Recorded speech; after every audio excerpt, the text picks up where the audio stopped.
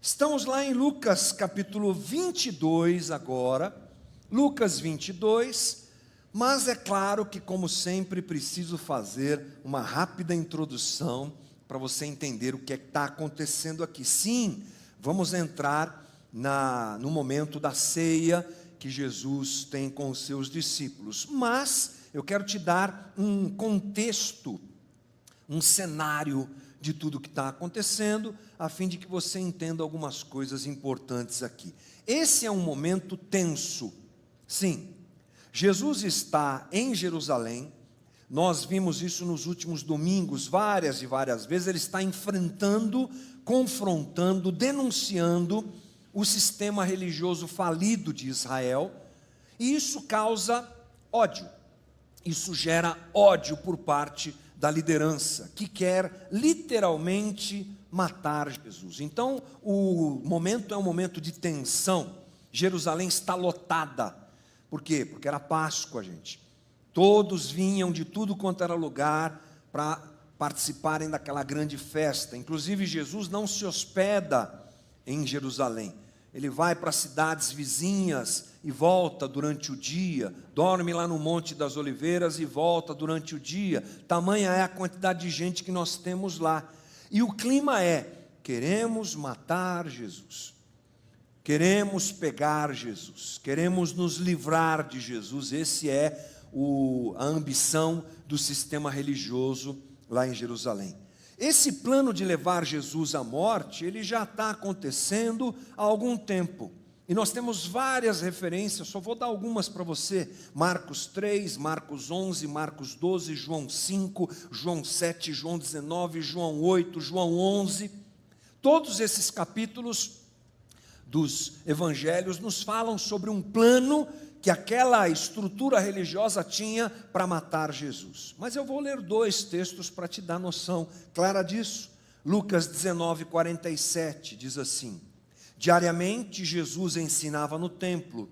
Os principais sacerdotes, os escribas e os maiorais do povo procuravam tirar-lhe a vida, mas não achavam uma forma de fazer isso, porque todo o povo, ao ouvi-lo, era cativado por ele. Está aqui.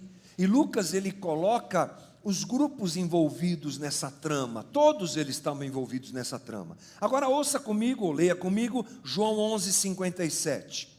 Ora, os principais sacerdotes e os fariseus haviam ordenado que, se alguém soubesse onde ele estava, o denunciasse, para que pudessem prendê-lo. Veja que é uma campanha que já está no meio do povo.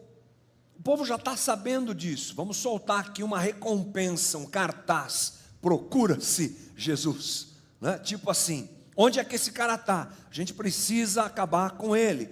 Essa é a crise, esse é o cenário. É um cenário de tensão, que com certeza chega aos discípulos de Jesus. Eles estão andando com ele, eles estão vendo tudo o que está acontecendo. Essa pressão também os alcança. E aí nós temos um relato muito interessante de Lucas. Lucas é muito bom. O jeito que ele escreve é muito didático para a gente.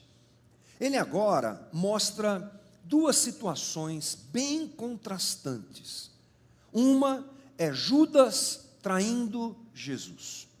A outra é a ceia sendo preparada pelos seus discípulos. Essa sequência não está escrita à toa, irmãos. Com certeza a ideia de Lucas era mostrar a reação das pessoas diante da pressão que também estavam sofrendo, porque Jesus era procurado, porque Jesus deveria ser morto conforme o desejo dos religiosos de Israel. Como essas pessoas que estão do lado de Jesus, os seus discípulos, reagem? Qual é a opção que eles tomam? Qual é a decisão que eles tomam? E é bom a gente pensar nisso, porque a pressão do sistema também nos afeta, né, gente? Momento de decisões aparecem diante de nós, que somos pressionados pelo sistema. Somos discípulos de Jesus. Temos escolhas a fazer. temos decisões a tomar, não vivemos o dia inteiro enclausurados aqui dentro de um prédio, mas convivemos com pessoas, com estruturas, a gente navega nesse sistema que nos cerca, que quer se livrar de Jesus, também quer se livrar de Jesus. E nós, como discípulos do próprio Jesus, também somos afetados por isso. Vamos olhar então a reação dessas pessoas envolvidas nesse momento de pressão. A primeira, como eu já disse, Judas, o traidor. Lucas 22:1. Estava próxima a festa dos pães sem fermento, ou seja, a Páscoa, chamada Páscoa. Os principais sacerdotes e os escribas procuravam uma forma de matar Jesus, porque temiam o povo. Ora, Satanás entrou em Judas, chamado Iscariotes, que era um dos 12. Judas foi entender-se com os principais sacerdotes e os capitães sobre como lhes entregaria Jesus.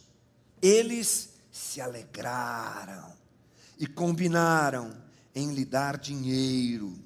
Judas concordou e buscava uma boa ocasião para lhes entregar Jesus longe da multidão. O nome Judas nos traz já uma interpretação, ele já é usado para se referir a alguém que é traidor, é óbvio.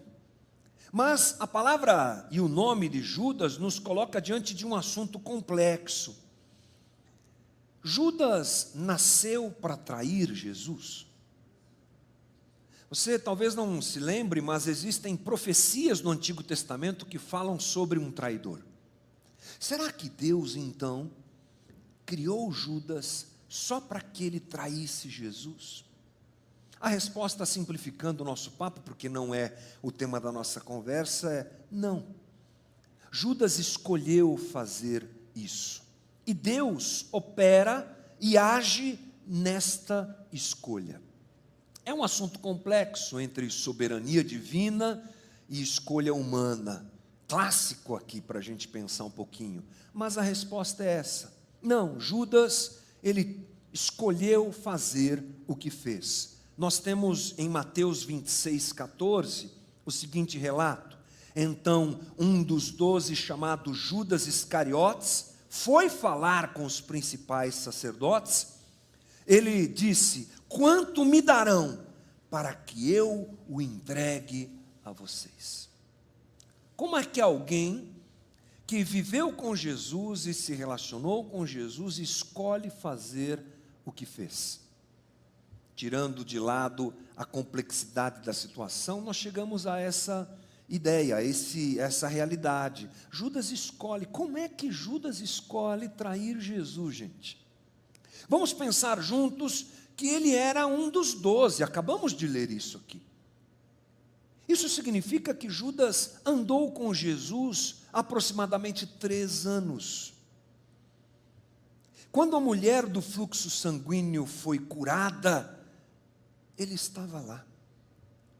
Quando os pães foram multiplicados, ele estava lá.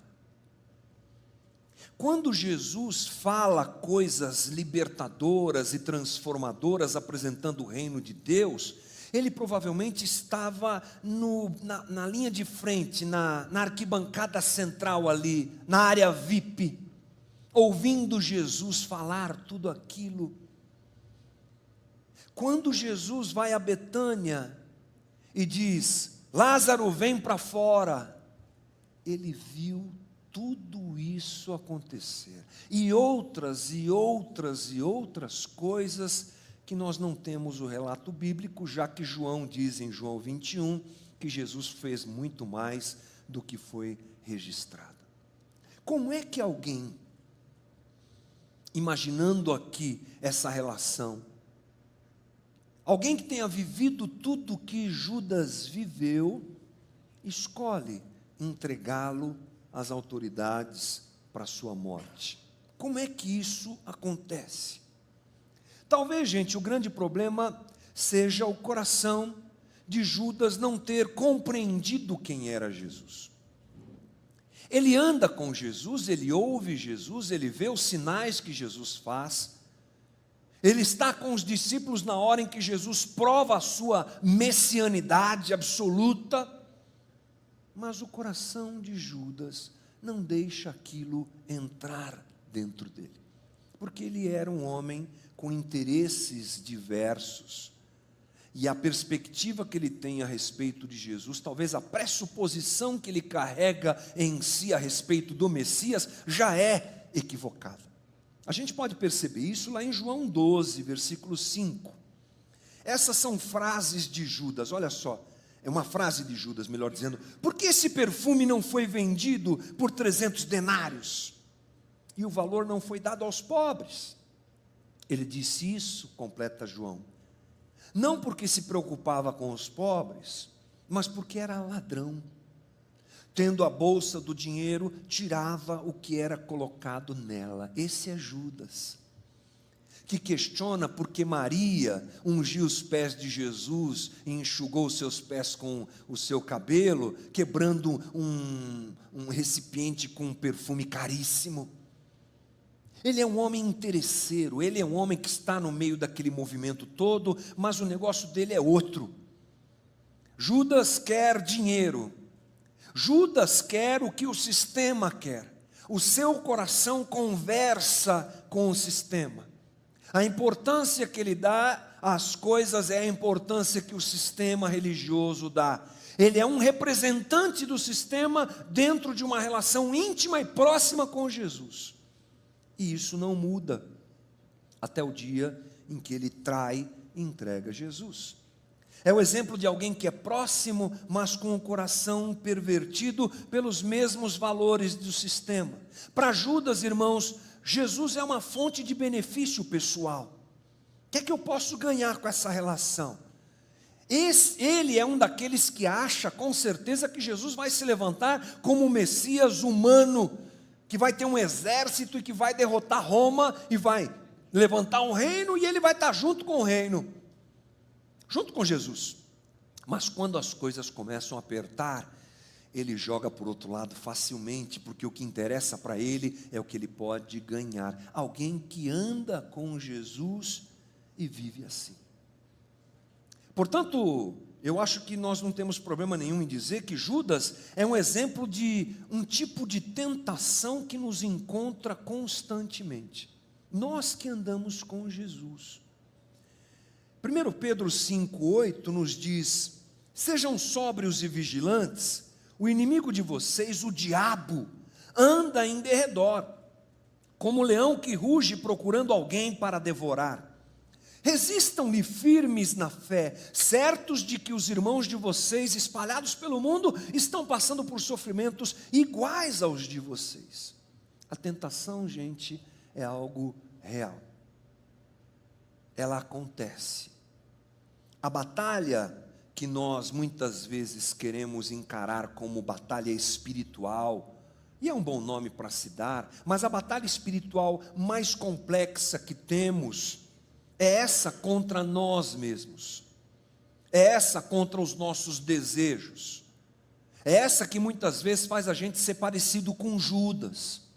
É feio falar isso, é triste falar isso, mas é verdade, porque muitas vezes nas decisões que tomamos, traímos o Evangelho de Jesus Cristo. Às vezes nós queremos entender batalha espiritual como o ato de ficar levantando as mãos e expulsando o demônio, de ungir a urna. Tem gente que está indo hoje com a mão melada de óleo para ungir a urna. Eu lembro de uma ideia de um pastor que andava aqui no aeroporto de Guarulhos com um daquele troço de fazer, como é que chama aquilo? Borrifador, cheio de óleo, andando e borrifando. Em nome de Jesus, sai todo o demônio, vai cair por terra agora. O que é isso? Essa batalha espiritual desencarnada, ela chega à beira do ridículo, como a gente está comentando aqui. Por que isso acontece? Porque nós não entendemos que a maior batalha é contra a gente mesmo, contra o nosso coração pervertido, que deseja ou as coisas que o sistema nos oferece e que a gente quer usar Jesus para ter essas coisas.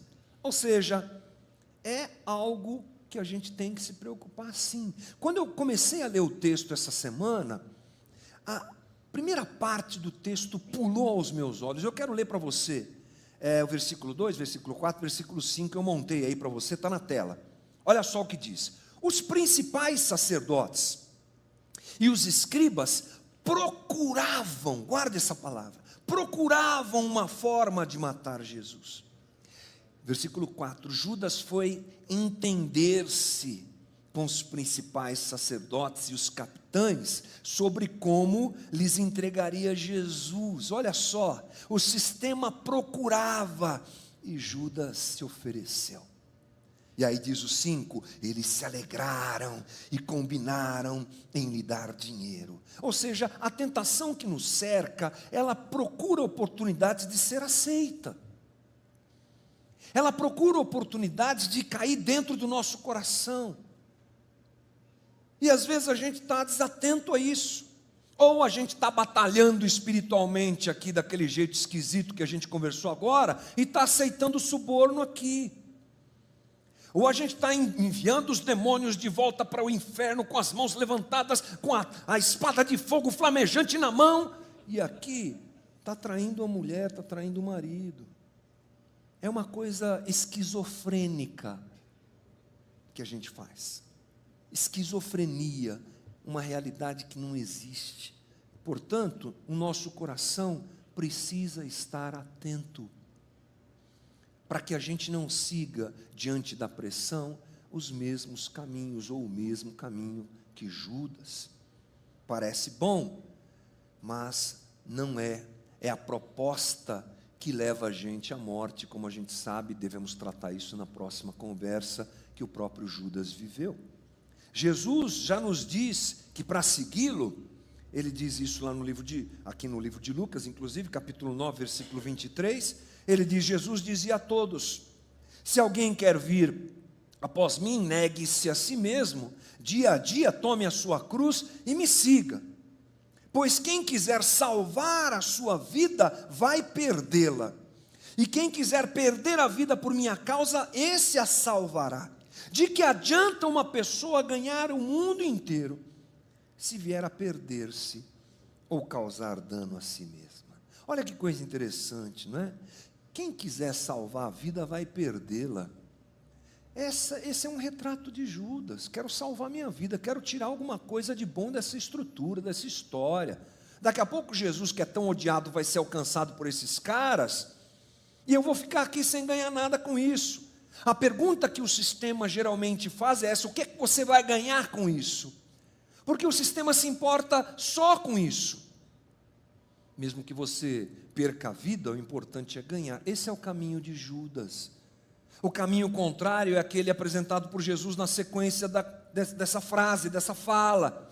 Quem quiser perder a vida é que vai ganhá-la de verdade. Coisas para a gente pensar diante das propostas, das possibilidades, das tentações que chegam diante de nós e da pressão que o sistema faz contra a gente frequentemente.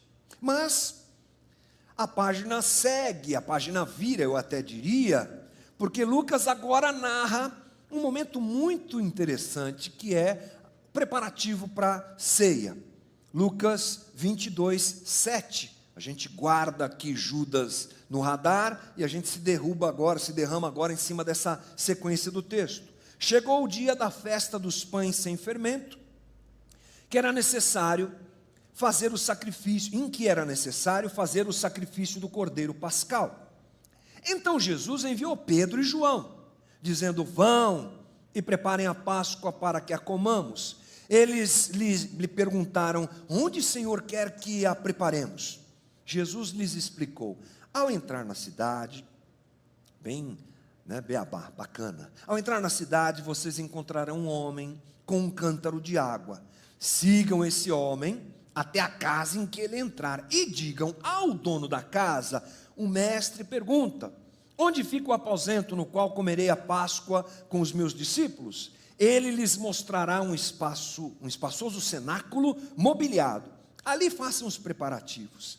E indo, acharam tudo como Jesus lhes tinha dito e prepararam a Páscoa. É um contraponto muito sério. Judas está traindo Jesus e os discípulos estão indo preparar a Páscoa. Pedro e João são enviados para isso. Há, obviamente, uma dificuldade operacional logística, porque, como eu disse, Jerusalém está apinhada de gente. Mas esse movimento é dirigido por Jesus. Procurem um homem que tem um cântaro, sigam esse homem, na casa que ele entrar, entrem lá e falem com o dono da casa, vai dar tudo certo. E é isso que acontece. Os discípulos, o homem do cântaro e o dono da casa, todos estão envolvidos nesse momento de tensão para acolherem Jesus, receberem Jesus junto com seus discípulos. Nós temos aqui uma relação muito diferente da de Judas. E eu destaco aqui 3 coisas que me chamaram a atenção: cumplicidade, fé e disposição.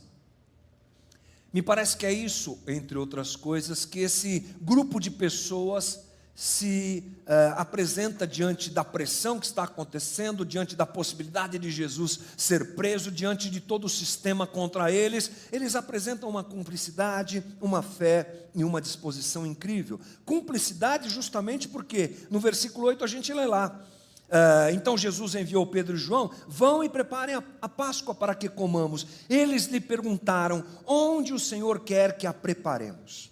Sabe o que eu enxergo aqui? Uma situação onde a vontade de Jesus é importante. Simples assim. Isso é cumplicidade, né? A vontade de Jesus importa. Onde o Senhor quer? Não tem uma discussão, não tem um questionamento, não tem uma outra prioridade. Não, Jesus, aguenta aí, a gente está aqui jogando uma bolinha, daqui a pouco, acabando a pelada aqui, a gente vai, sei lá, qualquer coisa do tipo. Estou ganhando um dinheirinho aqui. Não. E aí, diga, Jesus, onde é que o Senhor quer que faça isso? Onde é que o Senhor quer que aconteça isso? A vontade de Jesus, ela tem uma prioridade no coração daquelas pessoas. O que Jesus pensa, o que Jesus deseja, o que Jesus espera, isso importa aqueles homens. Trazendo isso para nós, é uma situação que deve ser pensada, né? Diante da pressão do sistema que a gente vive, será que o que Jesus pensa, espera e deseja importa para nós? Uma relação saudável é aquela em que o que o outro deseja, espera e se importa nos traz, no mínimo, um questionamento de como resolver aquilo. Essa é uma relação saudável. Você que é casado sabe disso. Uma relação saudável é quando a opinião do outro, o desejo do outro te importa, e assim também o outro para com você. Eu me importo com a pessoa, eu sou cúmplice dela. É uma relação saudável essa. Portanto, nós vemos esses discípulos de Jesus indo por esse caminho. O que Jesus pensa me importa. O que Jesus deseja me importa. Esses dias eu estava conversando com algumas pessoas que estão chegando na comunidade, e muitas delas vêm do sistema neopentecostal, que infelizmente não consegue ler a Bíblia claramente, né? Uma dificuldade para se ler o texto bíblico. Então as pessoas pegam histórias do Antigo Testamento e trazem para hoje, sem a menor leitura adequada, esquecem Jesus e passam por cima do que Jesus disse. Vale mais o que Davi disse, vale mais o que Abraão disse. Moisés então é o ídolo dessa galera que adora pegar as histórias do Antigo Testamento e trazer para hoje. E Jesus, ninguém se importa. São capazes de viver algo contrário ao que Jesus disse. Jesus disse, meu reino não é desse mundo. Mas a gente tem Josué conquistando a terra. Importa, parece que o que Josué disse é mais importante do que Jesus disse. Porque eu não me importo com o que Jesus disse. Diante do sistema que nos pressiona, a gente não pode deixar de lado o que Jesus pensa, o que Ele deseja e com o que Ele se importa. Isso protege o nosso coração da gente fazer a bobagem que Judas fez. Isso protege o nosso coração. A outra coisa é fé, porque Jesus dá uma direção para eles muito interessante, né? Vai atrás de uma pessoa, vocês vão encontrar um cara lá carregando um cântaro de água, na casa que ele entrar, vocês entrem junto e fale com o cara. Rapaz, é desafiador essa história, né? Fala sério. Mas é assim que a gente se relaciona com Jesus, em fé. Aliás, o Evangelho, ele só pode ser vivido em fé. Porque humanamente, racionalmente, essa conta não fecha. Adorar um Deus que vai para a cruz, que morre, e diz que eu tenho que me diminuir para amar mais o outro, tenho que dar outra face. As coisas do texto bíblico, as ordens de Jesus, elas não fecham. Elas causam estranheza no sistema em que a gente está vivendo. Mas um discípulo de Jesus, ele crê e faz. Ele obedece, ou pelo menos se esforça para isso. É interessante que Jesus nunca exigiu de nós perfeição. Não vai por esse caminho. Jesus sabe quem você é, Jesus sabe quem eu sou, Ele sabe das nossas dificuldades, das nossas fraquezas, das nossas fragilidades. Jesus não espera perfeição de ninguém, Ele espera desejo de se viver o que Ele disse, o máximo possível. Isso Ele espera. E aqui você tem um grupo de discípulos que saem, especificamente 2, Pedro e João, e vão fazer o que Jesus diz que tem que fazer, ainda que talvez não tenham entendido muito bem. Mas eles conheciam Jesus, e eles obedecem em fé. Já tinham provas suficientes de quem Jesus era, e a sua fé vai na direção certa de obedecer Jesus, apesar de ser uma coisa numa construção natural, meio inexplicável. Eu vou fazer o que Jesus mandou, e tá bom. Isso protege meu coração. E a última coisa é disposição. Indo, acharam tudo como Jesus lhes tinha dito e prepararam a Páscoa, ou seja, foram e fizeram o que tinha que ser feito. É o reino que espera a gente com disposição. É o reino que espera a gente com liberalidade e voluntariedade para que as coisas que Jesus quer aconteçam. Esse é o convite precioso que Jesus nos dá. Fazermos por Ele, abraçarmos por Ele, recebermos por Ele, nos doarmos por Ele, cuidarmos de gente por Ele, vivendo o Evangelho como o corpo de Cristo que caminha aqui na terra. Porque o corpo de Cristo agora não está mais entre nós.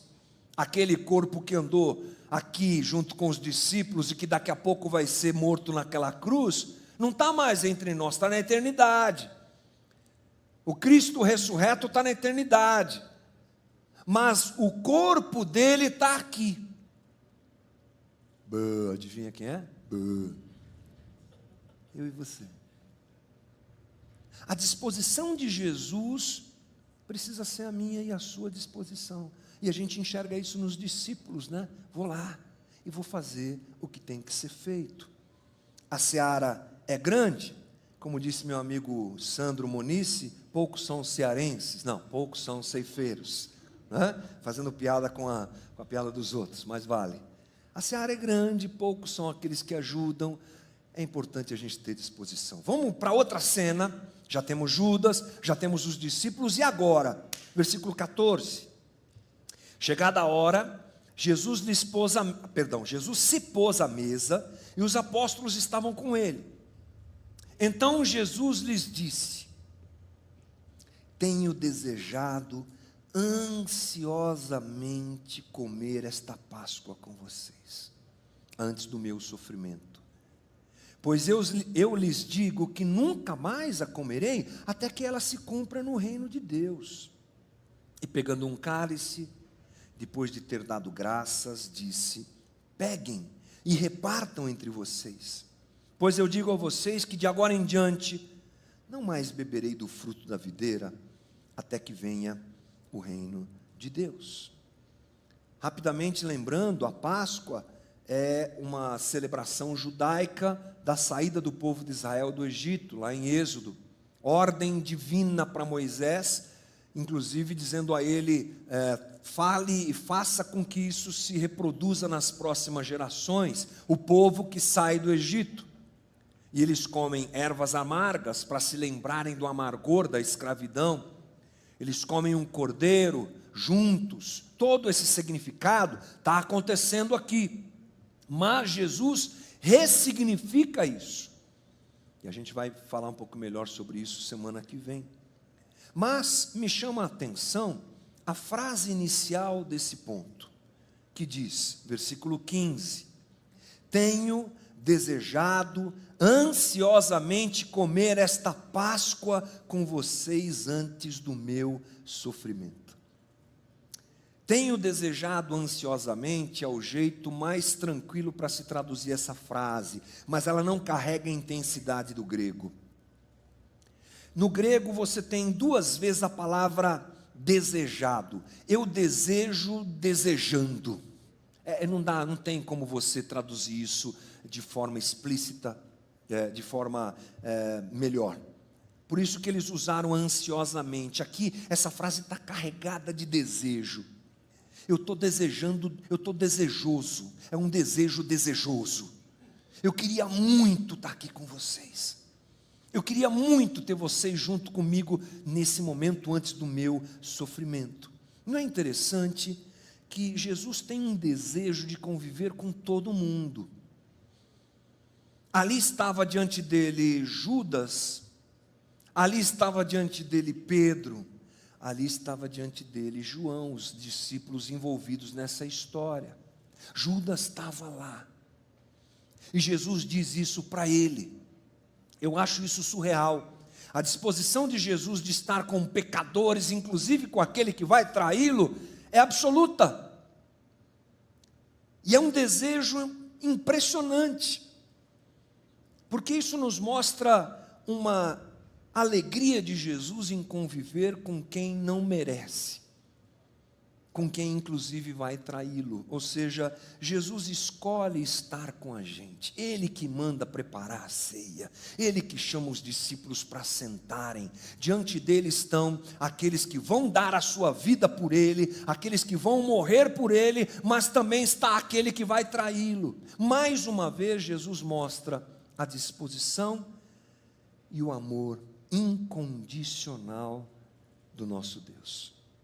Sentar-se à mesa com o seu traidor é um ato de grandeza. Jesus se senta na mesa e convive com gente de todo tipo. Jesus propõe redenção e transformação a todos. Esse é o Deus que diante da traição ou diante da entrega acolhe a todos. É impressionante isso. É Judas que escolhe fazer o que faz, mas até isso acontecer, Jesus está com ele, está na mesa com ele, está partindo o pão com ele, está amando o pecador, que aliás, em muitos aspectos, nos representa. É o Deus que vem à nossa direção em amor. Quando vi essa cena, me lembrei da descrição de João capítulo 1, João 1:11, no princípio, aliás, João 1:1, no princípio era o verbo estava com Deus e o verbo era Deus, ele estava no princípio com Deus, todas as coisas foram feitas por ele, sem ele nada do que foi feito se fez, a vida estava nele e a vida era a luz dos homens. Versículo 10, o verbo estava no mundo, o mundo foi feito por meio dele, mas o mundo não o conheceu. Veio para o que era seu, e os seus não o receberam, mas a todos quanto o receberam, deu-lhes o poder de serem feitos filhos de Deus, a saber, aos que creem no seu nome, os quais não nasceram do sangue, nem da vontade da carne, nem da vontade do homem, mas de Deus. E o verbo se fez carne, e tabernaculou e habitou entre nós, cheio de graça e verdade, e vimos a sua glória, glória como do unigênito do Pai. Jesus decide conviver com os pecadores com os traidores. Esse é o amor que deve nos constranger. Ceia é constrangimento e amor. Ceia é momento de perceber pecadores assentados à mesa do Cordeiro. Ceia é um momento de constrangimento, de percepção do meu pecado e ao mesmo tempo do agasalhamento disso por parte de Jesus. Lucas estava dizendo a Teófilo: Teófilo, percebeu? Sistema pressionando, um escolheu traí-lo, outros escolheram abraçá-lo e acolhê-lo. Essa é a escolha que está diante de nós, irmãos. E com certeza Lucas estava dizendo também a Teófilo: esse é Jesus. É o amor em forma de gente, sentado na mesa, comendo com seus discípulos. Irmãos, essa conversa tem a ver com a gente, justamente pelas possibilidades de escolha que temos diante de nós, pela pressão que o sistema coloca sobre nós e pelas decisões que temos que tomar. Mas uma coisa é incrível, espero que não, mas sejamos nós traidores, sejamos nós acolhedores, ou sejamos nós o que formos, Ele nos dá o privilégio e a alegria de sentarmos na mesa com Ele. Esse é o convite que Ele faz a nós, esse é o convite que eu faço a você nessa manhã. Vamos à mesa, vamos lembrar do sacrifício de Cristo a partir desse amor absoluto e completo por cada um de nós. Amém, irmãos? Que Deus nos abençoe.